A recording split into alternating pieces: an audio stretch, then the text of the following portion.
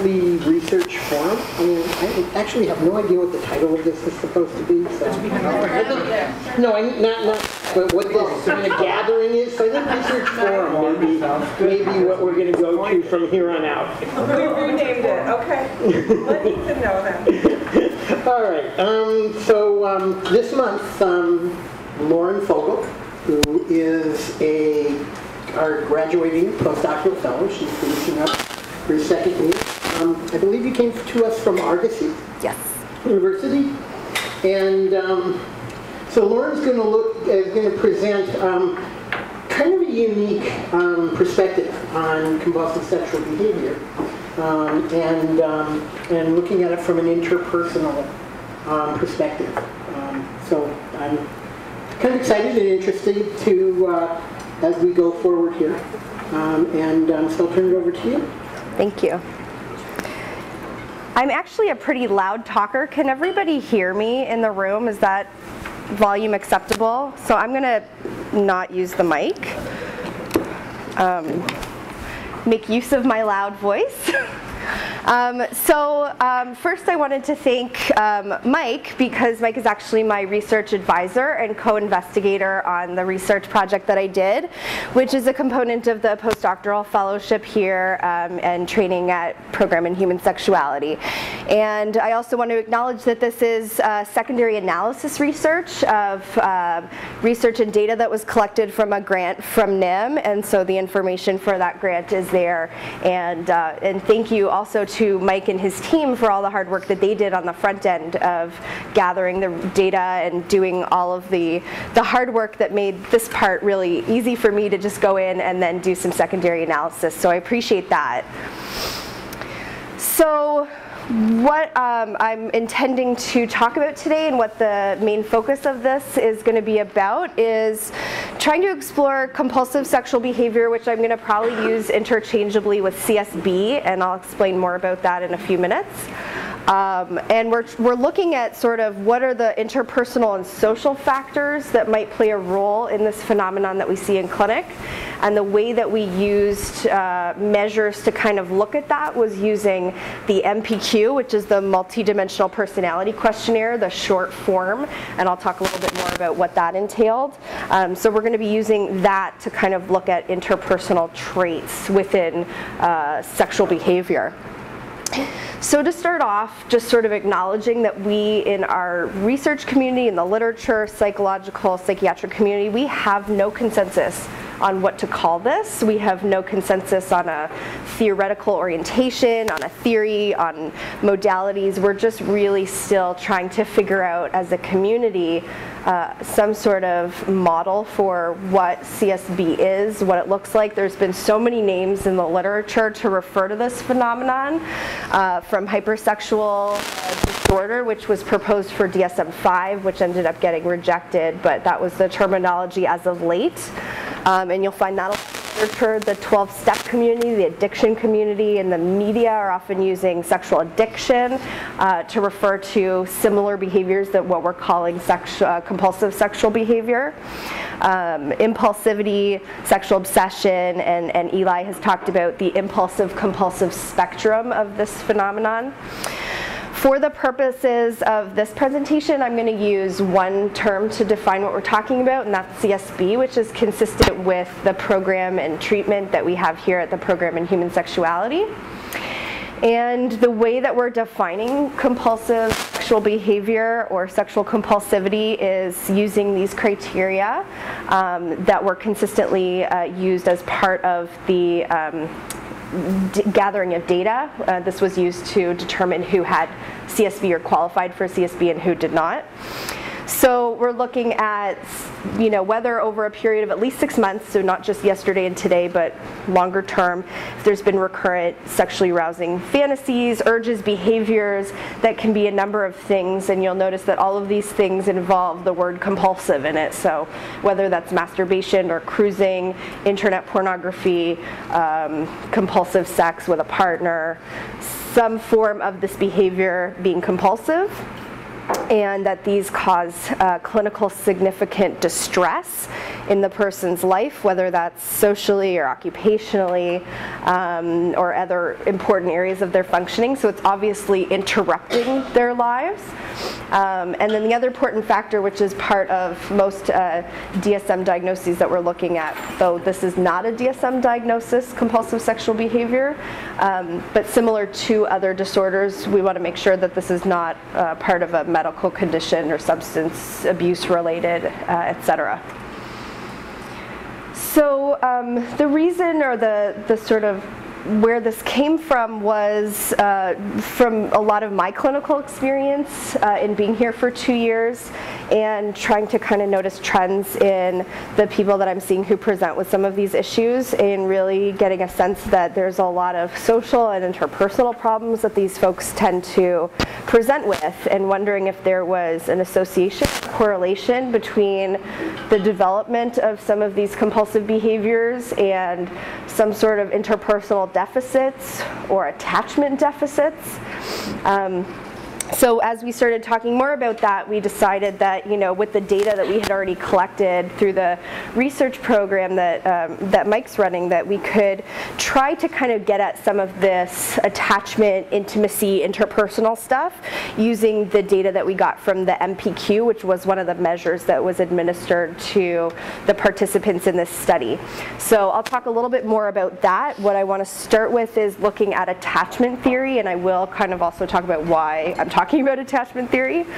I'm not going to go into, for the purpose of time, much about attachment, but when we hear attachment, we think often about child-caregiver relationships, mother-child bond, or any kind of caregiver. And for those of you who are not familiar, sort of categorizing either secure attachment that gets developed or some sort of insecure attachment in children. And something that's sort of newer in the literature is starting to relate that then to adult intimacy relationships, and the idea and hypothesis that insecure attachments with a primary caregiver as a child may in fact be contributing to, related to later intimacy deficits and problems in romantic relationships. So some of the research is starting to, and the literature is starting to really connect attachment and intimacy as being part of sort of a spectrum that develops over the years. And so, you know, Bartholomew and Horowitz are two of the investigators who really talk about this being sort of a crossover and how that presents a prototype for later social interactions. And the reason this is relevant to sexual behavior is so much of romantic relationships and close intimacy does involve sexual behavior at some point with certain individuals. And so there's that crossover between intimacy and connection, and then as an adult, sexual behavior. So looking at the adult, when we're talking about adult attachment or using attachment in an adult context, there are two sort of broader categories that we can break up an insecure attachment style. So there's secure, and then we have these two forms of insecure. And so for an adult, the insecure attachment would be either an anxious attachment or an avoidant attachment. And so the anxious attachment would be really seeing threats kind of everywhere, threats in intimacy, and very little self-agency, really not feeling like they have good control over their life and outcomes and what's happening in their relationships. The avoidant attachment, on the other hand, would be more inflated self-agency and perceiving, not really perceiving the threats, but also kind of avoiding intimacy and really not engaging in relationships. And so this is a breakdown of Bartholomew's model for the adult attachment, and it shows a further breakdown of the attachment styles with anxious and avoidant. I'm not really going to spend too much time on that, but it further breaks it down into the secure, and then three different categories for an insecure attachment, either high or low anxiety or avoidance, but that can kind of present in a couple of different ways. either through preoccupation with relationships or totally dismissing of intimacy, or just avoiding in general relationships, particularly intimate ones.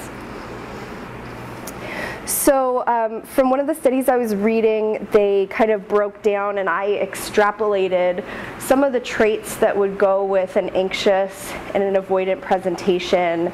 I took out some of the characteristics that were most likely pertaining to what we're talking about here. So for example, for the anxious attached adult who is more in that preoccupied category, so this would be somebody who's high on anxiety and pretty low on avoidance. That some of the traits that we may see in these individuals is extreme levels of sexual attraction, difficulty in committing to their relationships, more sexual partners, more infidelity, and using fantasy as a substitute, which I'm going to talk a little bit about because that, for our purposes, might really speak to where pornography fits in with these folks.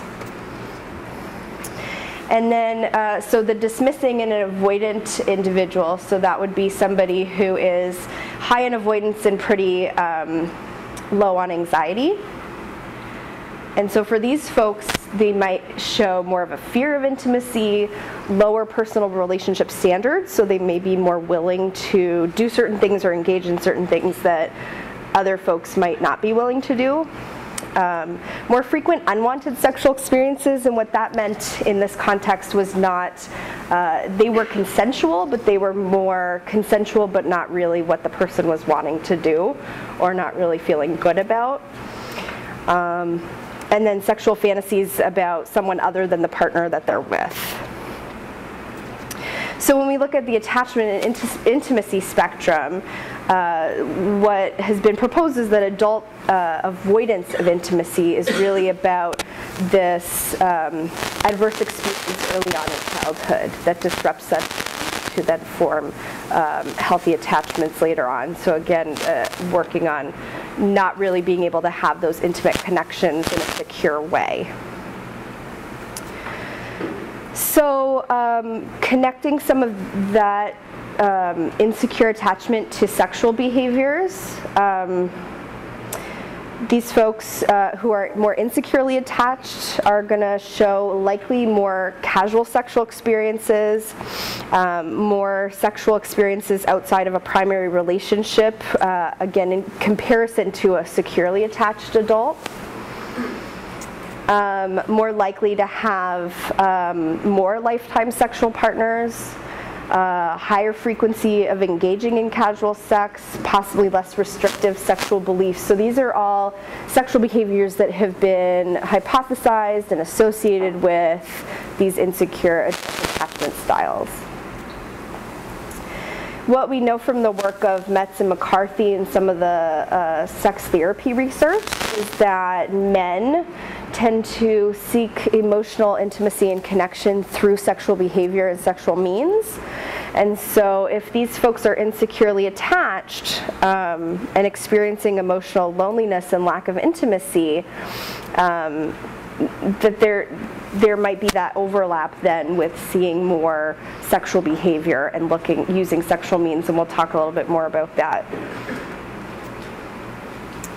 So, so that would really relate to then why we might be seeing more sexual behavior, more CSB, particularly in men. From this, if we're understanding this as an insecure attachment style and resulting feelings of loneliness, then using sex to try to soothe some of those feelings might make sense. And some of the research, although there's very little out there about, well, sexual compulsivity and attachment, let alone sexual behavior and attachment, but there has been some hypothesis that sex addicts or people who are compulsive with their sexual behavior are likely to endorse more insecure attachment. So this is just sort of at the beginning in its infancy in the research to connect sexual behavior and attachment. There's also a theory that folks who are insecurely attached are likely to try to find surrogate objects to attach to in order to meet some of their their emotional deprivation needs or their intimacy needs or their lack of intimacy needs. And so where pornography might fit into this equation is using that as a way to try to get needs met and use it as an attachment object, because it doesn't require them to be skilled at interpersonal relationships, and it doesn't require a lot of investment on their end. So if you're someone who is insecurely attached and have some challenges with interpersonal relationships, pornography or other similar kind of attachment objects might make sense in order to try to self-soothe and meet needs in a way that doesn't compromise your insecurity about having to be interpersonal with other people. So the securely attached individual would then be more likely to be comfortable with interpersonal relationships, and the vice versa would be for the insecurely attached adults. And so not only pornography but fantasy can then act as a substitute for some of those intimacy needs that are not being met. And so this may be also where we see more urges for fantasy and more fantasizing. This might be something that people are going to as the more comfortable and easy means to try to get emotional loneliness and connection. And Eli Coleman, in his chapter on impulsive compulsive sexual behavior, has also talked about how this is really helpful to really think about this as an identity disorder, as an intimacy disorder, as an attachment disorder. There's something there that we need to further look at with these folks. So the study, like I said, this is secondary analysis of some data that was already collected by Mike Miner and his team. And I'm not going to go into too much detail about this because I want to get to our results and leave some time for questions. But the demographic was men at least 18 years of age who were reporting sexual behavior or interest in male partners, so the men who have sex with men population. And English speaking, and they were recruited through multiple sources. And I think they ended up interviewing more folks, but we ended up with a number of 173 for our data today. The average age 36 and a bit, and that's the racial breakdown here of the sample population. So different methods were used to collect the data that went into this study, several different things. What we're looking at today for my analysis is the self-report measures, and they were administered electronically. Is that correct, that these were? Okay. They also did SCID structure interviews and 90-day timeline follow back. I'm not really going to get into that. That was sort of beyond my scope. But what I do want to get into is the MPQ, which is one of the main measures that we used for collecting the data for this study. So we were looking at 3 traits on this multidimensional personality questionnaire. So this is a questionnaire for personality traits. And there were 3 scales on there that would really kind of speak to interpersonal social measures. The first is social potency, and the breakdown of that per the test is someone who enjoys visibility and dominance, someone who likes to be in charge, someone who's persuasive and strong and good at leadership. Second, the second scale was related to social closeness, and the way they defined that was someone who would be sociable, value close relationships, someone who's warm and affectionate, someone who would welcome support. And then the third and final scale that we were looking at was a scale for alienation, and that was determined by traits such as feeling betrayed or deceived by others, feeling exploited by others, believing that others wish them to fail, seeing themselves as a target of others, and feeling unlucky. So those are the 3 scales that we were using to compare whether this stuff might relate to CSB kind of behavior. And I have here, I'm not going to read all of them, but some of the examples of the questions from the MPQ that speak to these scales. So examples of social potency would be things like I don't like to be the center of attention on social occasions, or I'm really good at influencing people. People find me forceful. Others turn to me to make decisions. So these are the kind of questions that are being asked that would speak to that scale. Second scale was social closeness, and this is about questions about, whether you're happy or being alone, whether you have few friends or few close friends, not wanting to open up too much, even too close friends. And then finally, the alienation scale, which was the third and final one that we were looking at, which is that sense of being betrayed or having bad luck. People judge me, people take advantage of me, people say mean things about me, that just kind of feeling of being targeted. So those are the three that we were looking at. And then we did some correlation to two other inventories with information. One was the Sexual Symptom Assessment Scale, which is a self-report questionnaire that looks at problematic sexual behavior and assesses the degree of these CSB kind of symptoms that people might be endorsing, like speaking to urges and fantasies, that sort of thing.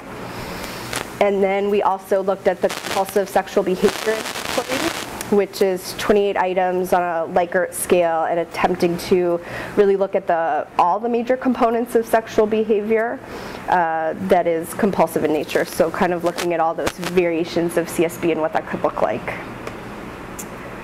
So when we looked at the three MPQ scales, what would seem like it would make sense to us is that someone who would be more in the CSB range, or who would be someone that we would diagnose maybe with compulsive sexual behavior tendencies, would likely be low on social potency. And social potency was talking about leadership,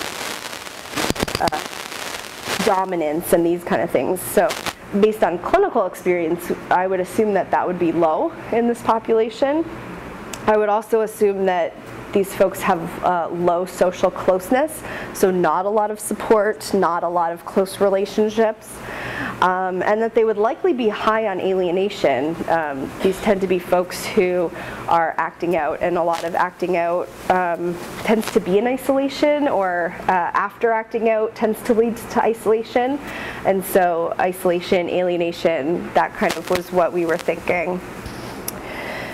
So first we ran some t-tests to try to assess the differences between the folks that were in the CSB category and the folks who weren't fitting the criteria for CSB, and then correlating or looking at whether that had anything to do with the MPQ and whether there were any significant findings. We didn't end up finding anything originally.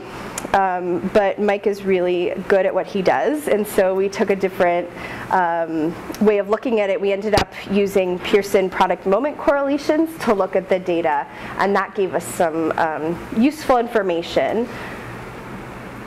So when we compared the SSAS, so the Sexual Symptom Assessment Scale, and then we compared it to, or ran it against the MPQ scales, the social potency, social closeness, and alienation, we found significant correlations on all three, and the one that was the highest was alienation.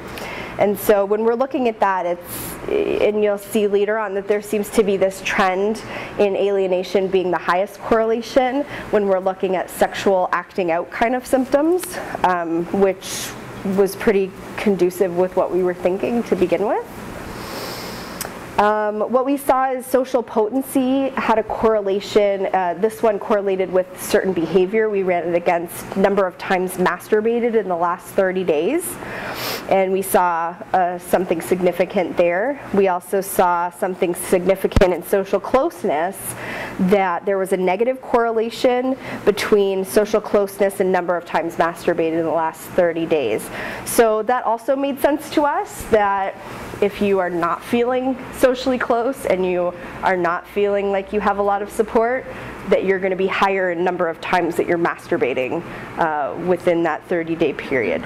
So that also was consistent with what we were thinking in terms of social closeness. That was actually the only social closeness measure that was anything to really write home about or talk about, because the other findings were really more about the social potency scale and the alienation scale. So this was the only thing that we really got from social closeness, which honestly surprised me. I thought that would be the one that would correlate the most with some of these sexual behaviors. And some of that just may be the kind of questions that it's relating to, and the fact that it's self-report, and it just may not be the best measure for what I was probably thinking it would be measuring. But the part about that really correlating negatively with the number of times masturbated did make sense, and so we were, it was good to kind of see that we're on the sort of track with it. There was also a negative correlation between the social potency scale on the MPQ and the number of times in a 60-day period that the individual had insertive anal intercourse without a condom with a casual partner who's either HIV negative or had an unknown HIV status. That was probably the most significant correlation that we had in our data. And so one of the things that might indicate is that these folks who are, so social potency was talking about dominance, leadership, kind of taking charge, and so that might really speak to then them having safer sex practices, because they may be more able to and willing to say, here's what I need, or here's what I'm willing to do. And so that kind of made sense when we looked at it in that respect.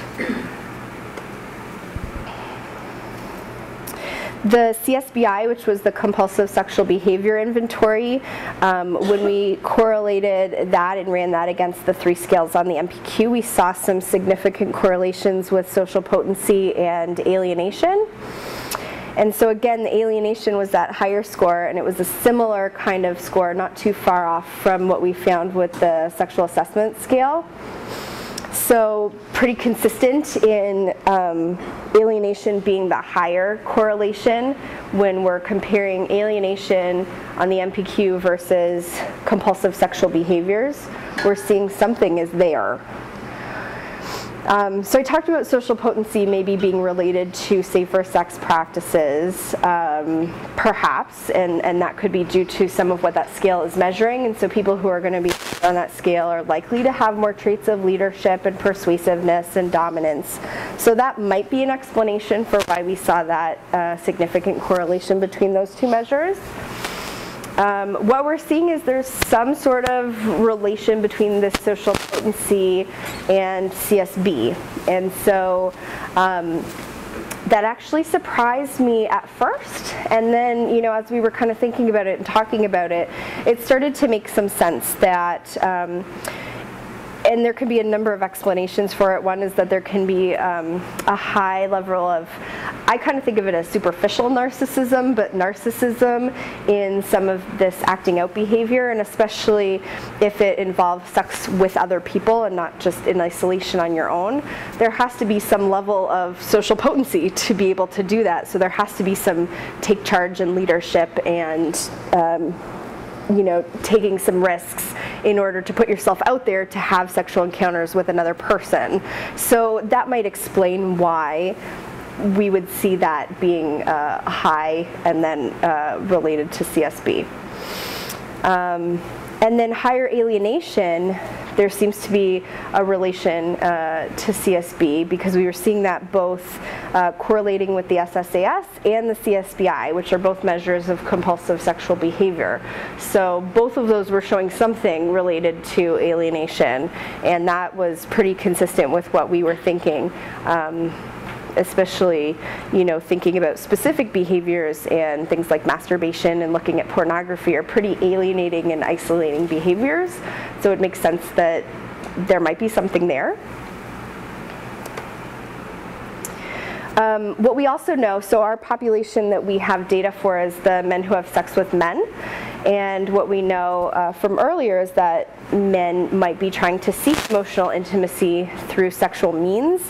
And so, you know, that alienation might be relating to that sense of loneliness.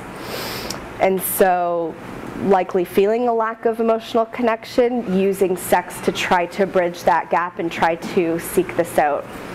So, relating that to intimacy, you know, if you're not feeling closeness, if you're feeling isolated, if you're feeling alienated, you're more likely to then want to fix that somehow.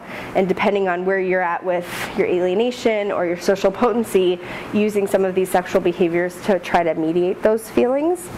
Where attachment might fit into that is, again, if that's a spectrum from childhood to adulthood, then looking at the attachment deficit, the intimacy deficits, and then where is that coming from? And it's possible that that's coming from a long pattern of attachment issues.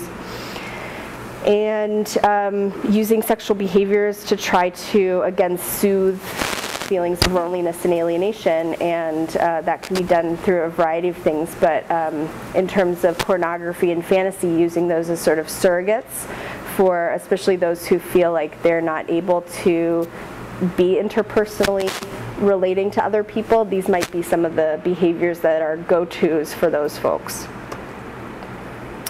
So one of the things that we wanted to kind of look at was, well, what does this mean for treatment? These are just really preliminary results. They don't have huge impact on treatment direction at this point, but it does start to speak to, you know, some of these factors of social potency, which is related to interpersonal relationships, alienation, which is feeling a lack of interpersonal relationships, and then social closeness, whether you have support and you're reaching out.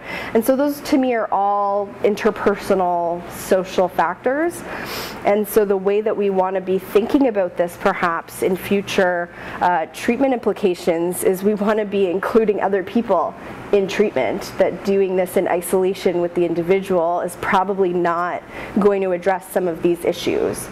And so that might look like family therapy and couples therapy, particularly group therapy, which is one of our treatment modalities and the main aspect of our treatment for those who come in with CSB as an issue. And I know Eli will be really happy to hear that it also really speaks to, you know, interpersonal relationships and intimacy, which might relate to attachment stuff, which comes from family of origin. And so starting to look at that, which we have folks already doing through some of the homework assignments that we give. You know, when people are writing out their sex history and their life history, they're going back and even just through that assignment looking at family of origin and attachment and parents. And then if possible, you know, and if clinically appropriate, possibly bringing those folks in at some point and having them involved in therapy and treatment might be really helpful in trying to address some of these insecure attachments and intimacy deficits as adults. So there's definitely a lot more that we need to move in this direction. Some of the limitations from the data that we have is that it's a really small sample size. The MPQ was what we were using to look at some of these interpersonal factors, but it's not a measure of attachment or intimacy, so it would be really neat if future research on CSB and trying to understand this involved something of like an attachment inventory or something to do with that, to kind of see what more there might be to support some of this idea. And then this only was looking at data collected from the MSM population, so I'm not really sure how much this would generalize clinically. I could make a guess, but this was just one subsect of the population. And this was not just, so the findings that we had were not just within the CSB population, but the whole sample itself. So really breaking that down further might be something to look at. So I think that's the majority of what I have to share, but I'm open to questions and comments. Very good.